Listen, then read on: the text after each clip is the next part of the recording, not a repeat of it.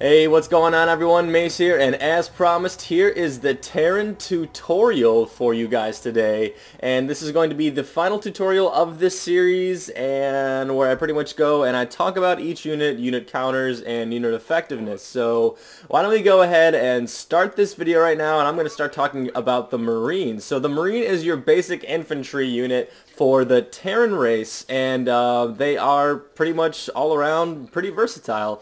They actually, in my opinion, are the strongest first unit if you mass them early on in the game. They can counter mass zealots actually pretty well if you get enough Marines, if you get kind of a Marine blob really quickly. So if you want to rush reactors, that can be effective against Protoss, and good against Zerg as well, Zerglings actually. But once you start getting units like roaches and or sentries and stalkers, then the Marine blob becomes a little bit less effective. But Marines can be used all throughout the game. They are very good mineral wise against Void Rays, and big expensive units like that, and Immortals, so you will be using them for those purposes. Sometimes people like to mass Marine, Marauder, and Medevac, so Marine all around good unit to have. So yeah, not a bad first unit to have. They can attack both ground and air. The next is the Marauder, and the Marauder is kind of the be-all end-all of Terran ground infantry. By that I mean is that they're just really powerful. I mean, they can take on a Stalker by themselves. With Stimpack, they are just incredibly beastly. They have so much fire speed and movement speed that you can even micro around Psystorm sometimes. So Marauders with Stimpack are a deadly force to reckon with, and also their concussive shells are amazing. You can kite people around with them, so very great unit to have. They counter roaches pretty well, so Marauder is a super powerful Terran infantry unit. If you are going to be going infantry, then you're going to get Marauders. That's just simple as that. Alright, so the Reaper is the next unit, and the Reaper is pretty much, it's kind of a niche unit. It's almost exclusively for raiding bases and picking off harvesters, so sometimes people will go for a Reaper harass. And I don't know if it's so easy to win with Reaper harasses anymore, but if you're kind of in the Bronze or Silver League, you might be able to just win some games if you go straight with the Tech Lab and a quick Reaper. But as games get a little bit more competitive, Reapers are not as effective. Well, they are effective. You just need to be a little bit more creative with them, in the sense that you might attack someone's base in the front and then send out Reapers in the back, so kind of use them as a dual-pronged strategy. I have seen Reapers used where they might be used in combination with some Marines and Marauders early on if someone is going mass Zealots or mass Zerglings, but typically you'll get Hellions later against that. So Reapers are not so much head-to-head combat fighters, but more so raiding bases and expansions. So Reapers can be used mid to late game, but again, as I said, not so much in head-to-head combat. And I wanted to include the Bunker next as kind of a unit, because I feel like they have a place in Terran strategy a lot, and especially offensive strategy. Sometimes you can build a quick bunker. Something I like to do is Terran. I like to build a quick bunker and try to deny a Zerg player an expansion if the map is small enough. I'll rush in some Marines, and then they'll have trouble securing that expansion. I'll at least delay it, if not just negate it for a very long portion of the game. Also, you can use Reaper Rushes in conjunction with bunkers, which can be significantly harder to stop. So I kind of want to use the bunker. You can salvage them. They're a pretty nifty tool. They can also help fortify your position when you're trying to gain some map control. So I personally like using bunkers. The next unit is the Ghost, and in my opinion, the Ghost is the most powerful Terran unit, and not so much in their HP or attack or anything like that, or the fact that they can call down nuclear bombs.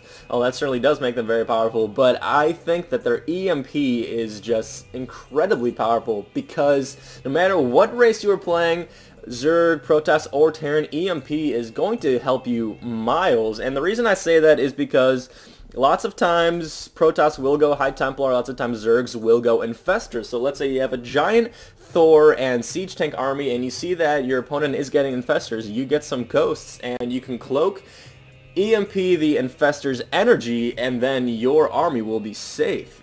Same goes for Psystorm.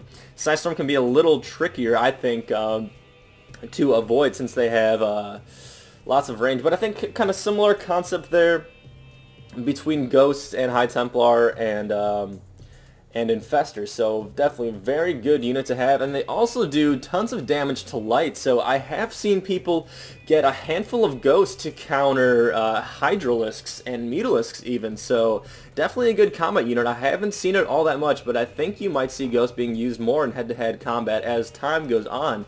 The next unit is the Hellion. Now, this is pretty much the replacement of the Vulture for anyone who played StarCraft 1, and I personally love the Hellions because they have a flamethrower on them, so it's kind of like a Vulture Firebat combination here. And they are amazing for taking out Zerglings and Zealots and things like that, and great for attacking the mineral line of expansions and main bases and such. Lots of times in Protoss vs Zerg, people will use Hellions to try to deny the Zerg macro advantages. They oftentimes early expand, so Hellion's definitely a good thing to get versus Zerg because a lot of their units are light. And especially if you get that upgrade, it increases their damage significantly. I think it adds like plus 10 damage again versus light, so you'll be doing 24 damage against the light units, I believe. Correct me if I'm wrong, but I think that's correct, at least as of now. So Hellions are also kind of the zealot of the Terran force, and I say that because they don't require any gas, and if you're going to be doing something like going a very gas-heavy build like mech, you're just going to be making a lot of Hellions because you have lots of residual minerals. At least that's what I found that happens with me. So they are kind of nice because they're mobile. They're not very meaty, but they will typically take a little bit of hit, at least at first, while your tanks get set up and whatnot. So I really like Hellions. I think they are a great addition to the Terran force. And the Siege Tank has always been a favorite for Terran players. They are very powerful, and I think they're even more viable than they used to be in their unsieged mode. I think they attack faster or something. I don't know. Maybe they're not, but they feel like they're a little bit more viable than they used to be in StarCraft 1 at least. But Siege Tanks are very strong. They go into siege mode, and I believe they do about 60 damage to all units, so very strong units. They give you tons of map control because it's very hard to assault a Siege Tank position. So if you're going mech, you're definitely going to get Siege Tanks. They're just very strong. They're strong against roaches. They're strong against stalkers especially. One unit you're going to want to watch out for with Siege Tanks, though, are Immortals, because they negate a lot of that Siege Tank fire. So Siege Tanks are kind of like the Marine, I would say, of the mech force, is that they're very versatile and very powerful. I mean, not so much like the Marine, maybe more like the Marauder. But yeah, moving on, let's go to the Thor. Now, Thor is the mega weapon for Terran. They can attack both ground and air. Their air defense is actually superb, especially if someone is going mass Mutalisks or mass Void Rays. If you can get the hit on those guys in head-to-head combat, you will destroy, you'll wreck face with Thors. I believe it's about 1 Thor per 5 Mutalisks is the math, and then the more Thors you get, the less it is in the favor of the Zerg. So Thors just wreck Mutalisk's face. They are very strong. They are decent against Immortals. I think Immortals are a little bit stronger than Thors are.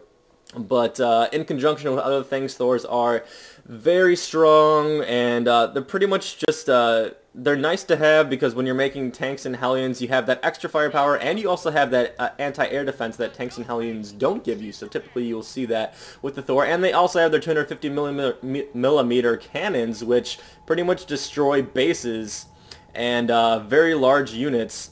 Actually, if you use the millimeter cannons on Immortals, it will ignore their armor. So if you are having trouble with Immortals, try to use those cannons on them because it will ignore their shield. So pretty cool trick that I recently found out. And the next unit is going to be the Medevac. Not too much to say about the Medevac. They're usually used in conjunction with infantry, obviously, because they can heal biological units. They can also heal your allies' units, such as Zerglings and Zealots who are injured. They don't recover shield, but they do recover life. So Medevacs are pretty cool. They're also a dropship, so you can actually do something pretty cool with Medevacs. If you haven't seen this already, but you can actually load in a Thor